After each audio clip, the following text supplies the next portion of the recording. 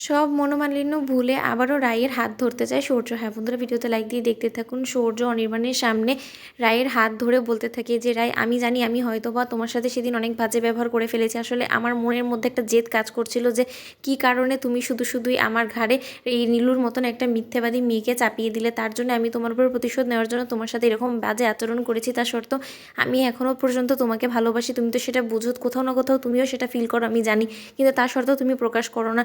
আর আমাকে নিয়ে যে তোমার মনে যথেষ্ট পরিমাণে এখনও ফিলিংস ইমোশনস কাজ করে সেটা আমি তোমাকে দেখেই বুঝতে পারি। তাই আমি তোমাকে আরও একবার প্রস্তাব দিলাম যে আমি তোমার হাত আবারও ধরতে চাই, তোমার যদি কোনোরকম কোনো আপত্তি না থাকে।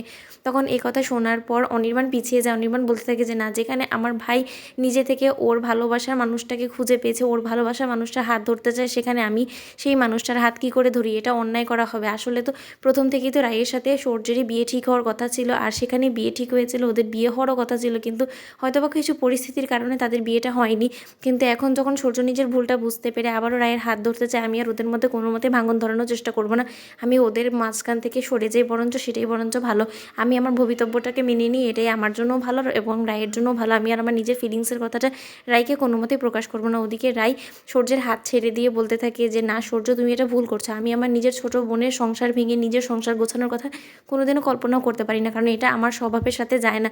তুমি আমাকে যতটাই হ্যাংলা ভাবো না কেন, কিন্তু আমি ততটা হ্যাংলা না। আমি জানি আমি যে ভুল করেছি সেটা হয়তো বা কোনোদিনও শুধরানো না, আর আমি যে অন্যায়টা তোমার সাথে করেছি সেটার জন্য তুমি আমাকে শাস্তি স্বাভাবিকভাবে দিতেই পারো, কিন্তু তাই বলে এরকম একটা সিদ্ধান্ত আমি কোনো মতেই নিব না। আমি আমার বোনের সংসার ভেঙে নিজের সংসারটা গোছানোর এই কথা ভাবতেও পারি না, সেটা আমার জন্য ভাবাও হয়তো বা পাপ। কিন্তু তা সত্ত্বেও তুমি যখন বারবার করে বলছো, তাহলে আমি তোমাকে বলছি যে তুমি আরেকটা সুযোগ নিজের জীবনকে দাও, কিন্তু সেটা নীলুকে নিয়ে। কারণ নীলুকে নিয়ে তুমি যদি আরও একটা সুযোগ নিয়ে সংসারটাকে গোছানোর চেষ্টা করো, আমি মনে করবো যে তোমরা সুখী হবে। সত্যি সূর্য, তুমি আমার কথাটা বিশ্বাস করো।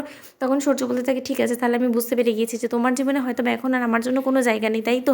এখন তোমার জীবনে যদি কারো জায়গা থেকে থাকে সেটা একমাত্র অনির্বাণ দাদাভাইয়ের। কিন্তু আমিও দেখবো যে কী করে অনির্বাণ দাদাভাই এবং তোমার চার হাত এক হয়। কারণ আমার মনে হয় না যে অনির্বাণ দাদাভাইয়ের মনে আদৌ তোমাকে নিয়ে কোনোরকম কোনো ইমোশনস আছে, কিন্তু তার সত্ত্বেও তুমি ভুল দিকে এগোচ্ছ। রাই তখন রাই বলতে থাকে প্লিজ সূর্য, আমি চাই না যে আমাদের মধ্যে থেকে যে সম্পর্কটা এখনও আছে সেটাও অন্তত ভেঙে যাক। প্লিজ, তোমাকে আমি যতটুকু পরিমাণে সম্মান করি, তুমি অন্তত সেই সম্মানটুকু অন্তত বজায় রাখো। অনির্বাণ স্যারকে আমি সবসময় আমার বসের চোখে দেখেছি, আর সে আমার কাছে যথেষ্ট পরিমাণে সম্মানীয়, কিন্তু তার জন্য যে তুমি এসব নোংরা মন্তব্য করবে সেটা আমি কোনো মতেই মুখ বুজে সহ্য করবো না। আর অনির্বাণ স্যার এবং আমার মধ্যে একটা বন্ধুত্ব সম্পর্ক তৈরি হয়েছে, এছাড়া কোনো কিছুই না। তুমি যে বাজে মন্তব্যগুলো করছো সেটা অহেতু করছো, কিন্তু তার সত্ত্বেও আমি তোমাকে কোনো কিছু এখন বলবো না, কারণ আমি মনে করি না যে আমি তোমাকে প্রমাণ দিতে বাধ্য। তাই তোমার যা ভাবার তুমি ভাবতেই পারো, কিন্তু তোমার হাত আর আমি কোনোদিনও ধরবো না। আমি এটা তোমাকে ভালোভাবেই জানিয়ে দিলাম। তোমাদের ভিডিওটি ভালো লেগে থাকলে লাইক কমেন্ট শেয়ার করে সাবস্ক্রাইব করতে ভুলো না।